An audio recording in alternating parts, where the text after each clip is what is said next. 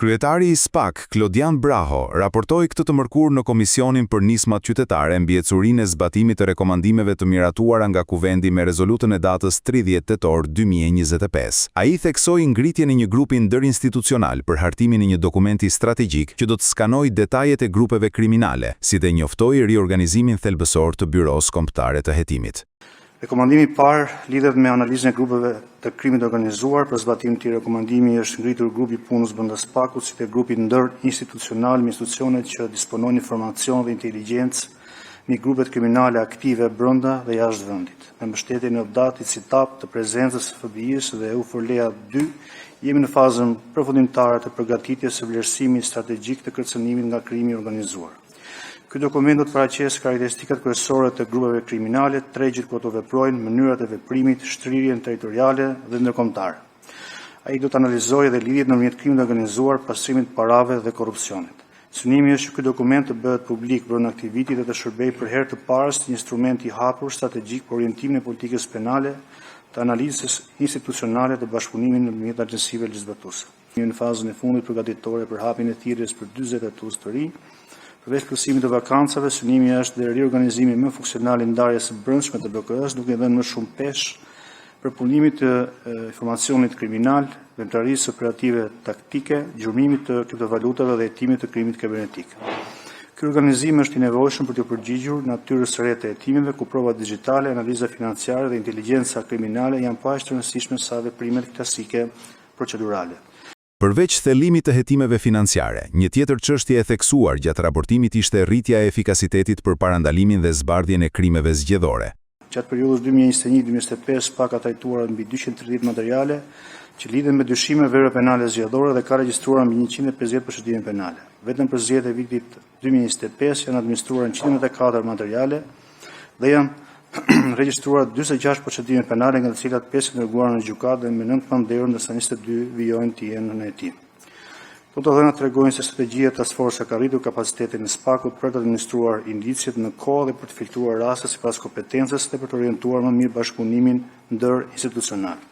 Prania e hershme e task force-s në procesin zgjedhor ka patur efekt parandalues, duke rritur vëmendjen ndaj përgjegjësisë penale për sjelljet që cënojnë integritetin e zgjedhjeve.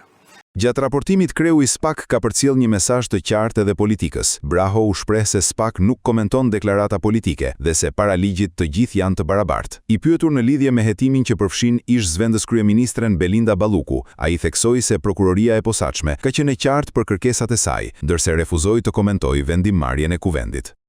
Nuk mund të ndodhë në prokurorinë e posaçme që të ketë një provë në një dosje, për çfarë do dosje, dhe ajo provë të lihet aty në gjumë apo të mos reagohet. Ndonjëherë tjetër gjë është një dosje të caktuar, tjetër gjë mund të thuhet, mund të flitet, po këto nuk janë element prove. Këto janë hamendësime, opinione. Sigurisht në një moment caktuar përfundojnë hetimet dhe aty është momenti pastaj që institucioni mund të bëjë transparencë më shumë për një hetim të caktuar. Nuk i komentojmë komentet politike, të asnjë palë dhe të asnjë personi. E kemi treguar me çështjet e mëparshme dhe çështjet që kemi në zhvillim që për SPAK-un janë gjithë barabartë para ligjit. Prokuroria ka qenë e qartë për kërkesat, ka qenë e qartë për atë që ka kërkuar, por unë sot nuk mund të vlerësoj apo të rivlerësoj qëndrimin e kuvendit për një kërkesë të caktuar. Nuk mund të them më tej detaje konkrete, është një çështje konkrete. Mbas moment të mëvonshëm, prokuroria në vijim të hetimeve do ketë një vendimmarrje përkatëse, por nuk mund të komentoj sot një çështje konkrete. Ajo që është e qartë është që prokuroria e ka pasqyruar në të diskutimin me dyert të mbyllura se çfarë ka kërkuar dhe është e qartë dhe reagimi i prokurorisë pas vendimmarrjes së kuvendit. Mëtej Braho u ndalte të dhënat nga puna e SPAK lidhur me masat e sigurimit që janë zbatuar në nivel institucioni për gjatë vitit 2025. Kreu i SPAK u shpreh se në vitin 2025 janë vendosur 110 masa sigurimi në total, prej të cilave 15 për korrupsion dhe 93 për krim të organizuar. Për sa i përket masave të sigurimit, ne kemi paraqitur të dhëna në raportin vjetor. Kemi përshkruar se gjithsej janë të vendosura 110 masa sigurimi arrest në burg, në nivel institucioni, 15 prej tyre janë të lidhur me vepra penale të natyrës korruptive, 93 lidhen me krim organizuar.